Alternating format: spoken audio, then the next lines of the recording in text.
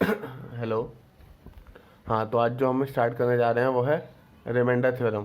ठीक है। Remainder theorem में क्या क्या देखना है हम लोगों को। बेसिकली अब तक जो हमने पढ़ा है पीछे नंबर सिस्टम में डिविजिबिलिटी रूल को पढ़ा है हमने, उसी के आगे का एक छोटा सा पोर्शन है।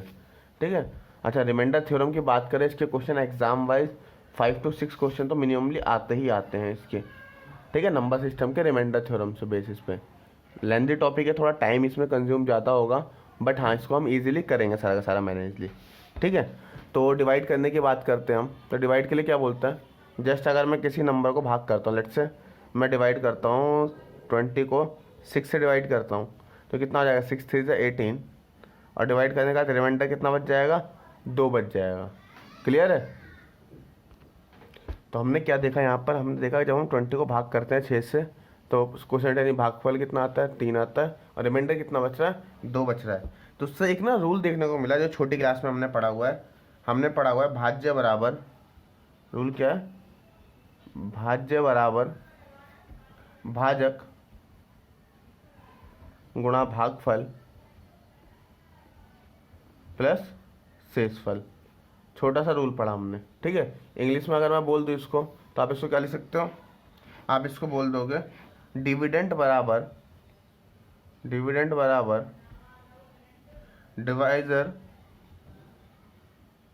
Into quotient plus reminder. इस टाइप से लिख सकते हैं। ठीक है, एक फॉर्मेट है, इसको याद कर लेना। ठीक है।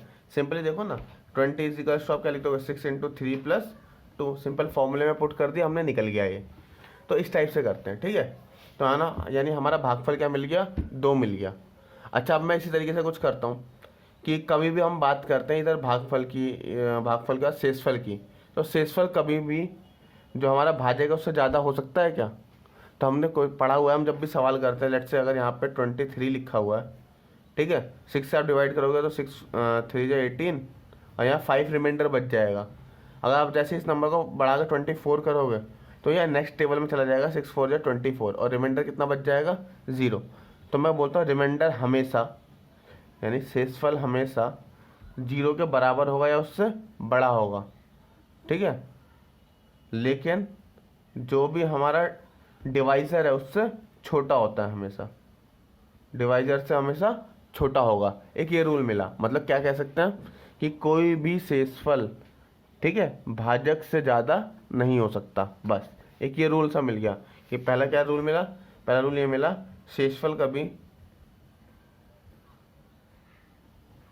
भाजक से ज़्यादा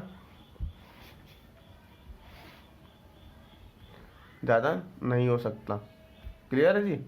बिल्कुल सिंपल सा कॉन्सेप्ट है, इजीली हो जाएगा। अच्छा, दूसरी बात, अब रिमाइंडर निकालना है। लेट्स से सपोज करो यहाँ पे 95 लिखा हुआ है, ठीक है, या फिर 90 लिखा हुआ है। 90 को डिवाइड करना है आपको 17 से डिवाइड करना है। ठीक है। आप इसको डिवाइड करोगे तो शेषफल कितना आएगा, शेषफल आ जाएगा आपको 17 पंजे 85, 5 बच जाएगा शेषफल। ठीक है, शेषफल कितना आ गया आपका, 5 आ गया। अब मैं बोलूँ कि आप 50 प्लस 40 को डिवाइड करो 17 से, तो आप क्या करोगे, आप इसके बाद के 50 और 40 को ऐड करोगे कि 50 और 40 को ऐड कर लें एंड देन डिवाइड बाई 17।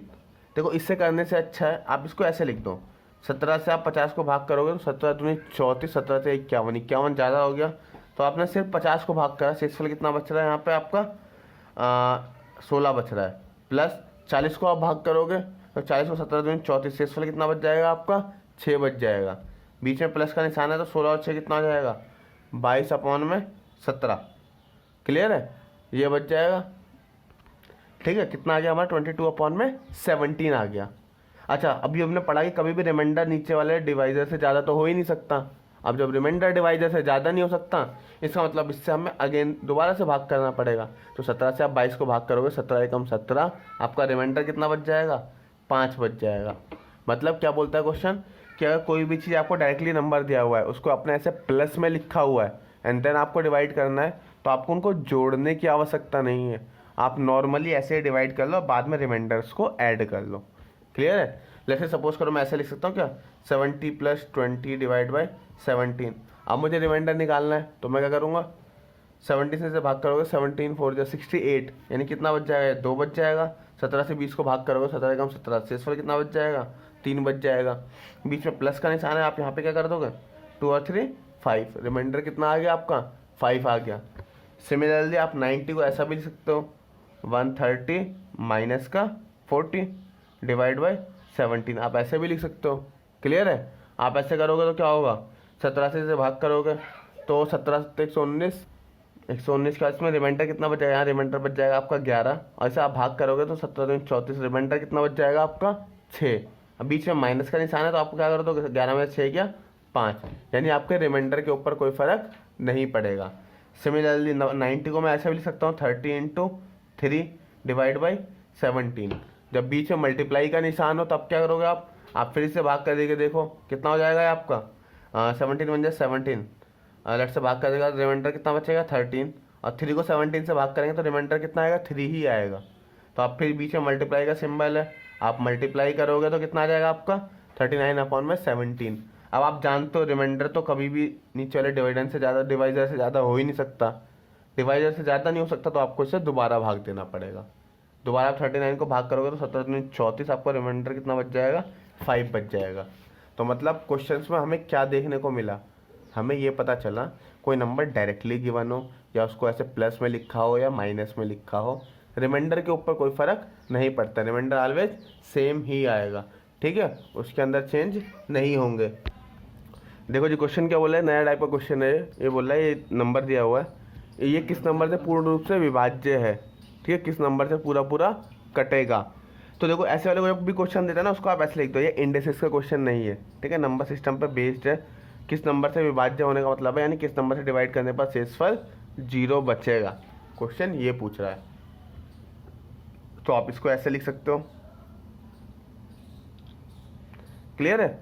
अब देखो इसमें से आप 3 की पावर 24 कॉमन ले लो, आप जैसे 3 की पावर 24 कॉमन लोगे यहाँ कुछ नहीं बचेगा, मतलब 1, यहाँ 3 की पावर 1, 3 की पावर 2 और ये 3 की पावर 3, इस टाइप से नंबर बच जाएगा।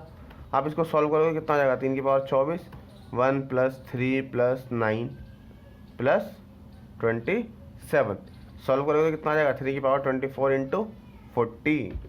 जैसे ही ये 40 आ रहा है इसका मतलब इस पूरे नंबर का कम से कम एक फैक्टर क्या होगा, 40 तो होगा ही होगा, और 40 है तो इसका मतलब ये 40 से पूर्ण रूप से विभाज्य होगा। क्लियर है, इस टाइप से होगा क्वेश्चन। छोटा सा क्वेश्चन है, इंडेक्सेस का क्वेश्चन नहीं है, इतना याद रखना। ठीक है, इसी के ऊपर बेस्ड एक कंसेप्ट का क्वेश्चन है। कंसेप्ट क्वेश्चन कैसे, लेट से सपोज करो मैं 95 को 25 से डिवाइड करता हूँ, मैं पूछता रिमाइंडर कितना आएगा, तो देन आप कहोगे कि शेषफल आपका कितना आएगा, 25 × 75, आपका शेषफल आ जाएगा 20। क्लियर है। लेकिन मैं इसी सेम नंबर को अगर आपस में काट दूं तो एक 5 के टेबल में कितना आएगा, 19/5 ऐसा बच जाएगा। अब बोलता है इसका मैं जब शेषफल निकालता हूं तो शेषफल कितना आएगा, 5 से आप इसे भाग करो तो आपका शेषफल आ रहा है 4। तो कभी कभी हम जल्दबाजी में क्या करते हैं, बड़े नंबर को ऐसे काट के छोटा कर लेते हैं। याद रखना जैसे हम नंबरों को काटते हैं तो ओरिजिनल रिमाइंडर से हमारा न्यू रिमाइंडर चेंज आता है, और उसमें चेंज कितने का आता है आप खुद अज्यूम कर लो। आपने किस टेबल से काटा था, यहाँ पे 5 से काटा था, तो यानी जो आपका न्यू रिमाइंडर आया है उसमें आप 5 से मल्टीप्लाई कर दो, जो आपका ओल्ड रिमाइंडर है वो आ जाएगा। यानी कहने का मतलब क्या है, नंबरों को काटने के बाद जो रिमाइंडर आता है उसके अंदर आपने जिस नंबर से काटा था उसी से मल्टीप्लाई करोगे तो आपका ओरिजिनल रिमाइंडर आ जाएगा। ठीक है, इस टाइप से क्वेश्चन होता है। तो बस ये याद रखने वाली बात है कि शेषफल में कभी कभी ऐसे हम जब डिवाइड करते हैं तो लास्ट में रिमाइंडर निकालते समय मल्टीप्लाई भी करना होता है। ठीक है, आपको प्रैक्टिकल वैसे क्वेश्चन देख लेते हैं, लैंग्वेज वाले वर्ड्स प्रॉब्लम देखते हैं हम इसके ऊपर बेस्ड। अच्छा, प्रैक्टिस शीट के लिए आप लोग चाहो तो टेलीग्राम चैनल भी ज्वाइन कर सकते हो। ठीक है, अल्फा अकेडमी के नाम से ही है, मैं डिस्क्रिप्शन में लिंक डाल दूंगा। आप टेलीग्राम चैनल पर जाकर डेली जो मैं शीट कराता हूँ उसको वहाँ से डाउनलोड कर सकते हो, प्लस नंबर ऑफ क्वेश्चन उसमें बहुत ज़्यादा हैं, आप उनको अटैम्प्ट कर सकते हो। क्लियर है। कोई डाउट हो तो आप कमेंट सेक्शन में लिख भी सकते हैं, उसका आपका डाउट विद इन जो है नेक्स्ट 1 डे के अंदर आपके डाउट को क्लियर भी कर दिया जाएगा। ठीक है, तो करते हैं नेक्स्ट क्वेश्चन की तरफ बढ़ते हैं हम लोग। बोला गया क्वेश्चन क्या कह रहा है, बोला जब एक संख्या x को एक भाजक द्वारा विभाजित किया जाता है तो यह देखा जाता है कि भाजक बराबर भागफल का 4 गुना। अच्छा, कंडीशन दे रहा है कि भाजक जो है भागफल का 4 गुना है और शेष का दुगना है। यदि शेष 80 है तो x का मान बताओ। ठीक है, x का मान निकालना है तो तो ठीक है, देखते हैं हम क्या करते हैं। देखो जी, शेष दिया हुआ है 80 है, शेषफल कितना बता रहा है, शेषफल हमारा 80 है। तो भाजक बोला है शेष का दुगुना है, तो मतलब हमारा भाजक कितना हो जाएगा जी, हमारा भाजक हो जाएगा शेष का दुगुना, मतलब 80 का डबल आपका 160 हो जाएगा। क्लियर है। इसके बाद भागफल का 4 गुना है, मतलब भाजक जो है भागफल का 4 गुना है। ठीक है, कहने का मतलब क्या है, ये जो भाजक निकल के आया है भागफल का 4 गुना है। यानी अगर मुझे भागफल निकालना है तो मैं सिंपली क्या कह दूंगा कि जी इसको 4 से डिवाइड कर लो, 40। ये हमारा क्या आ गया, भागफल आ गया। क्लियर है। जो जो कंडीशन जैसे जैसे देता है ना, ऐसे लैंग्वेज वाले क्वेश्चन में दिक्कत नहीं आती, बस वो जैसा जैसा क्वेश्चन बोले वैसे वैसे आप सारी वैल्यूज रख दो। अब आपसे बोला एक्स का मान बताओ, ठीक है, डिविडेंड निकालना है, तो सिंपली क्या करो, भागफल इंटू भाजक की मल्टीप्लाई करते हैं हम लोग और प्लस कर देते हैं रिमाइंडर। अब जैसे जैसे सॉल्व करोगे आपका आंसर आ जाएगा 6480। ठीक है, बिल्कुल छोटा सा क्वेश्चन है, कुछ करने की जरूरत नहीं है इसके अंदर, इजीली मैनेजेबल हो जाएगा। बस वो जो जो कंडीशन बोलता है उन कंडीशन को ध्यान में रखना है। ये जो मेन कंडीशन है इसके ऊपर आपने फोकस करा तो आपका आंसर सेम आएगा। क्लियर है। होप सो मैनेजेबल होगा, समझ में आ गया। नेक्स्ट क्वेश्चन देखते हैं हम। हाँ जी, क्या बोल रहा है, एक छात्र को 6 से एक संख्या को विभाजित करने और भागफल में 12 जोड़ने के लिए कहा गया था। क्लियर है। बोलता है जबकि उसने 12 को संख्या में जोड़ा और फिर 6 से विभाजित किया और जवाब में 112 प्राप्त किया, तो बोला जो उससे काम बोला गया था उसके लिए सही उत्तर क्या है। क्लियर है। तो ऐसे वाले क्वेश्चनों को देखो कैसे करते हैं। पहले उससे देखो बोला क्या गया था, उससे बोला गया था बच्चे से, उस लड़के से कि जी 6 से उस संख्या x को भाग कर, ठीक है, यहाँ कुछ भागफल आएगा उसके अंदर प्लस 12 कर और आंसर बता। लेकिन उस बंदे ने क्या करा, उस बच्चे ने क्या करा, उसने क्या करा, उस संख्या के अंदर पहले 12 को जोड़ा और फिर जो आया, ठीक है, उसको भाग करा उसने 6 से और बोला जवाब के रूप में 112 प्राप्त किया। ठीक है, संख्या के अंदर उसने पहले 12 जोड़ा, उसने 6 से भाग करा, फिर उसे आंसर 112 मिला। तो बोलता हम पहले संख्या निकाल लें, वो संख्या कितने थे, तो जी 112 की 6 में मल्टीप्लाई हो जाएगी, एक्स की वैल्यू आ जाएगी 672 माइनस 12 दैट इज 660। ये एक्स का मान था, एक्चुअल वैल्यू एक्स की 660 थी। अब उसे करना क्या चाहिए था कि 660 को उसे 6 से भाग करना था, आंसर आया था 110 और जो आंसर आता उसके अंदर उसको 12 ऐड करना था, मतलब सही उत्तर क्या होता हमारा 122। इस टाइप के क्वेश्चनों को ऐसे करना होता है, मतलब जो लैंग्वेज वाले क्वेश्चन हो उन्हें लैंग्वेज पे निपटाओ। सबसे पहले देखो उसने गलती क्या करी, उसने जो गलती करी उससे उसको रिवर्स उसकी वैल्यू निकालो और फिर उस जो काम उससे बोला गया उसे उस काम को करने को कहो। तो हमने यहाँ से एक्स की वैल्यू निकाली 660, उसको फिर हमने 6 से भाग करा, जो आया उसके अंदर हमने 12 को ऐड कर दिया। ठीक है, तो ये क्वेश्चन नंबर 3 था हमारा, इजी सा क्वेश्चन था, कुछ था नहीं इसके अंदर ज़्यादा कुछ, बट मैनेजेबल सम है। ठीक है, होप सो आप लोगों ने कर लिया होगा। नेक्स्ट क्वेश्चन की तरफ बढ़ते हैं। हाँ, तो एक कॉन्सेप्ट देखते हैं हम लोग। देखो कॉन्सेप्ट इस तरीके से है, मैं बोलता हूँ यहाँ कोई नंबर x है, ठीक है, लेट्स से x का मतलब 64 है। ठीक है, 64 बोलते हैं हम 32 से डिविजिबल है। होप सो 30 दो बार में कट जाता है। ठीक है, तो मैं बोलता हूँ क्या 64 32 से डिविजिबल है, और 32 के देखना फैक्टर क्या क्या होते हैं। एक तो 32 खुद हो गया, 16, 8, 4, 2, इस टाइप से 32 के हमने कुछ फैक्टर देखे। तो हमने बोला अगर ये ऊपर वाला नंबर एक नंबर से डिविजिबल है तो इसका मतलब जो ऊपर का नंबर है वो उसके सारे फैक्टर से डिविजिबल होगा। सही है क्या हमारा लॉजिक। देखो 16 से भी 64 कट रहा है, 8 से भी कट रहा है, 4 से भी कट रहा है और 2 से भी कट रहा है। ठीक है, तो हमने क्या देखा, हमने लॉजिक क्या दिया कि मतलब अगर कोई नंबर किसी नंबर से कट रहा है तो उसका मतलब वो उसके जितने फैक्टर हैं, जितने भी डिनोमिनेटर में फैक्टर हैं, उन सारे के सारे नंबर से कटेगा। फॉर एग्जांपल के लिए मैं ऐसे कह सकता हूँ क्या कि जैसे 125 है, 25 से कट रहा है। क्लियर है, 25 का फैक्टर कितना हो गया 5 से भी कटेगा 125। ठीक है, इस टाइप से छोटा सा कॉन्सेप्ट है, इसमें कुछ करना नहीं, बस इतना याद रखना है अगर कोई नंबर किसी से कट रहा है तो जो डिनोमिनेटर में नंबर है उसके जितने भी फैक्टर होंगे उससे वो पूरा का पूरा नंबर कट रहा होगा। बस इतना सा लॉजिक है। ठीक है, इसी के ऊपर बेस्ड हम लोग कुछ प्रॉब्लम्स देखते हैं।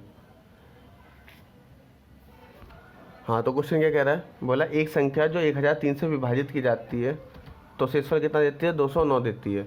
तो बोला यदि समान संख्या को 59 से विभाजित करते हैं तो शेषफल क्या होगा, शेषफल निकालना है। ठीक है, ठीक है, तो ऐसे वाले क्वेश्चन को देखना कैसे करते हैं।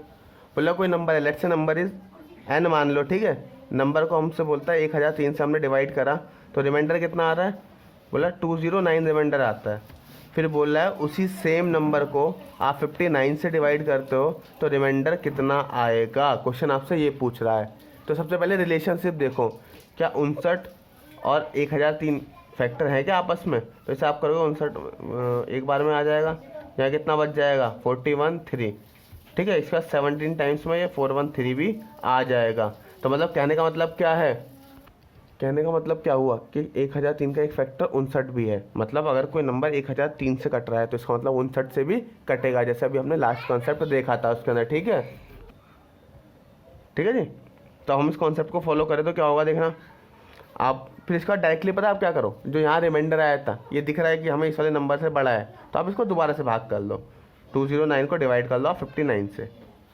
क्लियर है, जो भी आएगा आपका रिमाइंडर बच जाएगा। 59 से डिवाइड करोगे आप 209 को तो 3 टाइम्स में आ जाएगा। 3 दूनी 27 का 7 ऐसे लिख दो, 3 पंजे 15 और 16 17 2 और ये बच जाएगा 32। तो आपका शेषफल कितना आ जाएगा 32। तो मन में ख्याल आ रहा होगा कि क्या इतना टाइम लगाएंगे हम एक सवाल के लिए? इतना टाइम तो हमारे पास एग्जाम में होता नहीं है, तो हम कैसे करेंगे? तो देखो बेटा, इस टाइप के जितने भी क्वेश्चन होते हैं उसमें हमेशा याद रखना नीचे वाला नंबर फैक्टर होगा ही होगा।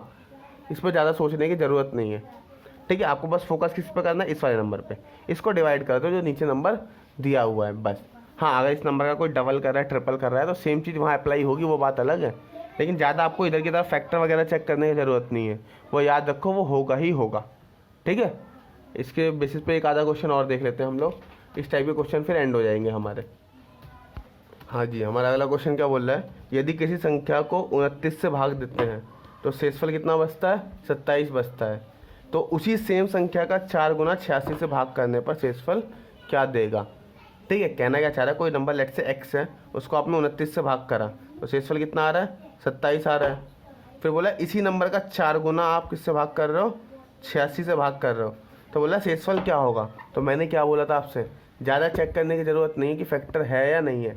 सिंपली क्या करो, जो आपने यहाँ करा ना 4 गुना करा तो जो रिमाइंडर आया था उसी का आप 4 गुना कर दो और फिर जो नीचे नंबर लिखा है उसे डिवाइड कर लो। तो कितना आ जाएगा 4 7 28, 4 8 तो 10। इसको आप डिवाइड कर लो 86 से, आपका रिमाइंडर मिल जाएगा। जो भी आपका फाइनल आंसर होगा कितना हो जाएगा, ये 4 14 और 8 कितना हो जाएंगे 22। आपका शेषफल कितना बच गया 22 बच जाएगा। ठीक है, इस टाइप से मतलब कहने का मतलब क्या है, आपको ज़्यादा फैक्टर वगैरह सोचने की ज़रूरत नहीं है। जो आपने इधर करा 4 टाइम करा, शेषफल का उतने टाइम्स करो और डिवाइड कर दो 86। अगर मैं कहता मैंने इसका स्क्वायर करा है नंबर का स्क्वायर, तो मुझे यहाँ पे शेषफल का भी स्क्वायर करना पड़ता। इस टाइप से क्वेश्चन है। ठीक है, काफ़ी सारे क्वेश्चन है इसके जैसे करने के लिए। अगर आपने टेलीग्राम शीट को निकालोगे तो वहाँ पर बहुत सारे क्वेश्चन प्रैक्टिस के लिए मिल जाएंगे आपको। तो ये सिमिलर टाइप के क्वेश्चन ख़त्म हो गए। अब जब हम नेक्स्ट पार्ट अपलोड करेंगे उसके अंदर जो है, या फिर नेक्स्ट अभी टाइम अगर वीडियो आगे अपलोड कंटिन्यू होती है तो उसमें कुछ अलग टाइप के क्वेश्चंस और अपलोड कर देंगे हम। ठीक है, उसमें नए टाइप के क्वेश्चंस देखेंगे, कुछ नए पैटर्न देखेंगे क्वेश्चंस के। तब तक के लिए ये वाला पार्ट कंप्लीट हो गया हमारा। ठीक है, आप क्वेश्चन कर लो, टेलीग्राम शीट वहाँ पे मिल जाएगी आपको टेलीग्राम चैनल ज्वाइन करने के बाद। उसमें सारी की सारी चीज़ें फाइल्स वाले फोल्डर में पड़ी हुई रहेंगी। ठीक है, तब तक के लिए बाय बाय। ठीक है, होप सो आप लोग पढ़ रहे होंगे। Thank you.